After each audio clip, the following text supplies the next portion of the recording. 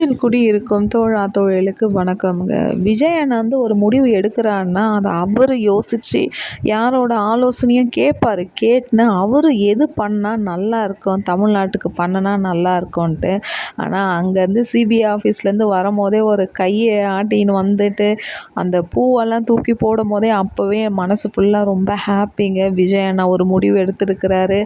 அங்கே மாசு கொடுக்க போகிறாருன்னா ஆனால் வரலாறு படித்து இருக்கிறாருங்க.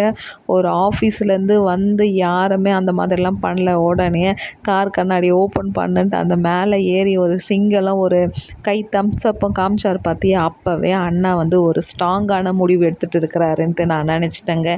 யார் எது ஒன்றா பேசிட்டேங்க. 2006 முதலமைச்சர் விஜய் அண்ணா மட்டும்தாங்க.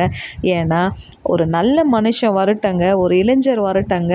எவ்வளோ ஃபேன் ஃபாலோயிங் அண்ணாக்கு. விஜய் அண்ணா தங்கை தம்பி அவர்களோட ஆசையெல்லாம் விஜய் அண்ணன் நிறைவேற்றிட்டோங்க.